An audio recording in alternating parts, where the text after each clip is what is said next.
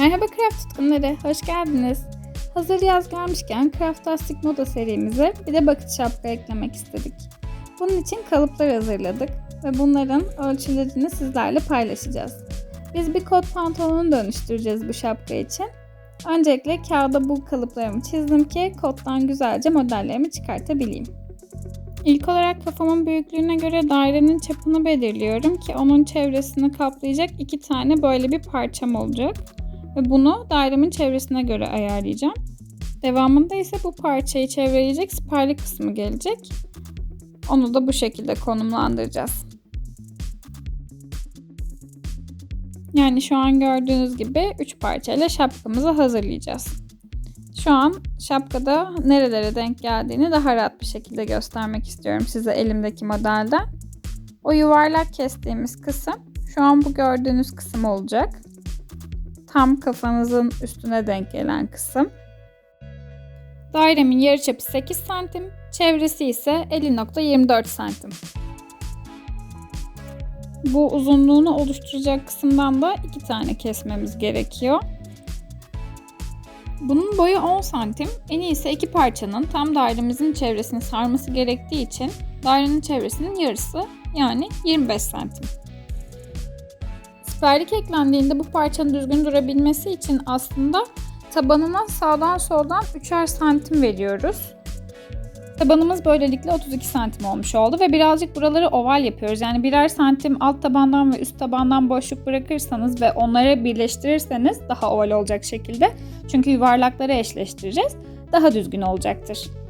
Siperliği hazırlarken de içte kalan kısmının 32 santime denk gelmesine dikkat ediyorum. Burası da 6 santim civarında.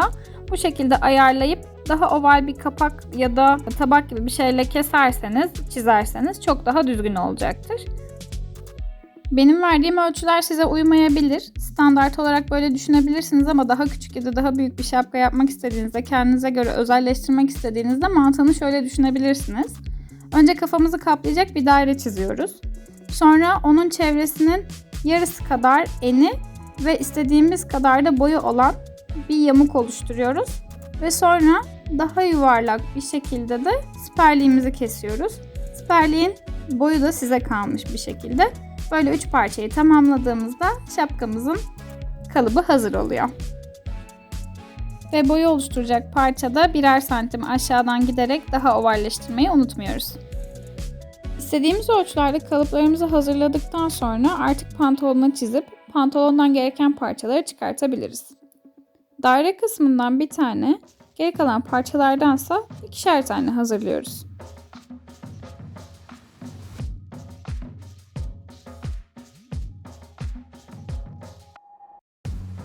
Pantolondan parçaları keserken dikkat etmeniz gereken kısım birazcık pay bırakmanız olacak. Çünkü dikerken o paylara ihtiyacımız olacak. Direkt bu belirttiğimiz yerlerden kesersek dikiş yaparken zorlanırız. Bu istediğimiz bir durum olmaz. Dikişe uzunluğu oluşturacak olan kısımları birbirine ekleyerek başladık. Yani bu iki parçanın kenarlarını diktik öncelikle. Devamında ise tepe kısmını dikmemiz gerekecek. Bunun için bu parçaları düzgün bir şekilde yedirerek ve fazlalıkları da hesaba katarak öncelikle teyelliyoruz.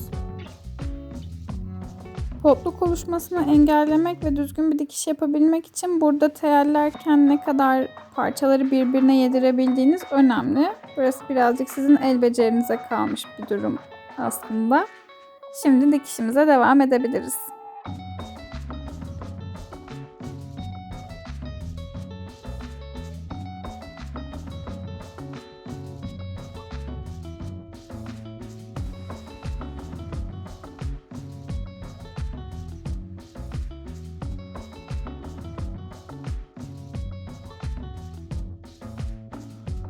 Gördüğünüz gibi şapkamız yavaş yavaş şekillenmeye başlıyor. İki parçayı birleştirdik bu şekilde. Şimdi bir de tersini çevirip bakalım. Teyel yaptığımız iplikleri de temizleyince her şey yolunda gözükecek. Şimdi gelelim siperli kısımlarını birleştirmeye. Uzunlukta yaptığımız gibi yine bu iki parçanın iki kısmını önce dikiyoruz.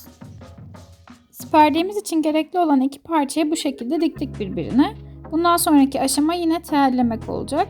Yalnız siperliği teyellerken Birazcık daha payları yedirerek ilerliyoruz daha düzgün olabilmesi için. Buna dikkat ederseniz daha düzgün bir dikiş elde edeceksiniz.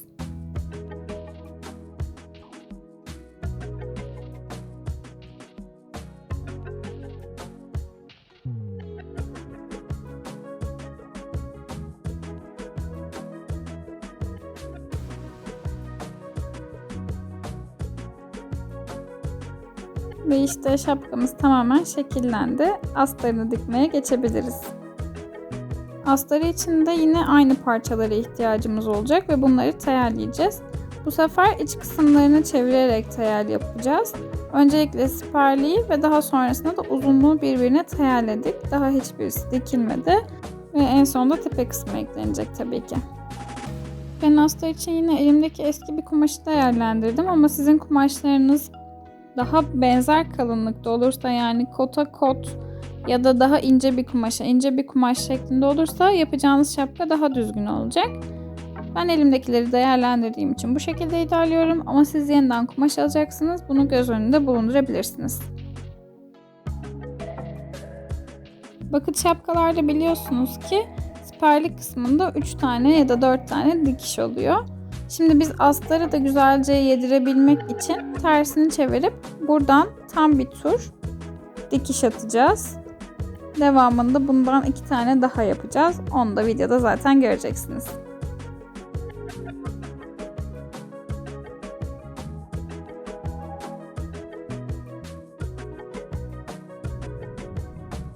Buradaki dikişler şapkanın en çok görünen kısmı olduğu için daha dikkatli yapmanızı öneriyoruz.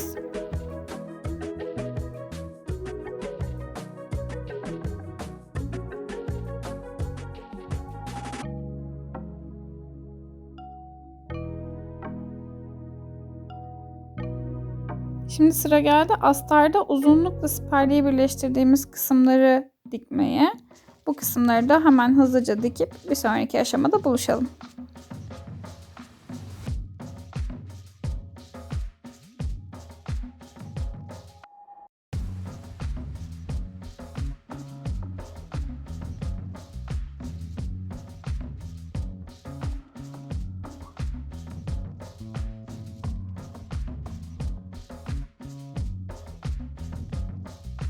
Az önce bahsettiğim siperlik kısmında bulunan dikişlerin ikincisini bu sefer tersten yapıyoruz. Yani astar tarafından yapıyoruz.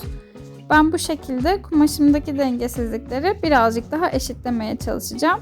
Siz daha benzer kumaşlar tercih ettiyseniz bu kısmı normal bir önceki gibi yapabilirsiniz.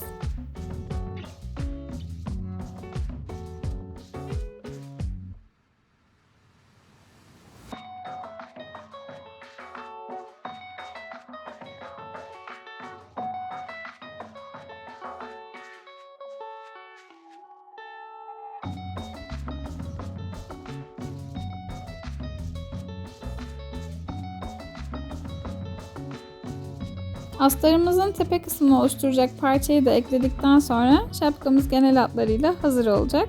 Şimdi bu parçayı nasıl eklediğimize bakalım. Bu sefer teyellemeden hem tepe kısmı ile birleşecek hem de diğer kumaşla, yani astar kısmı ile birleşecek şekilde denk getirerek dikmeye başladık. Ama bu dikişi devam ettiremeyeceğimiz bir nokta olacak ve o noktada tersini çevirip elimizle dikeceğiz. Parçayı nasıl birleştirdiğimizi daha kolay anlayabilmeniz için bir de tersini çevirip göstermek istedik. Bu şekilde görünüyor. Daha dikişimizi bir süre daha devam ettireceğiz. Ettiremediğimiz noktada ise elle dikişe geçeceğiz.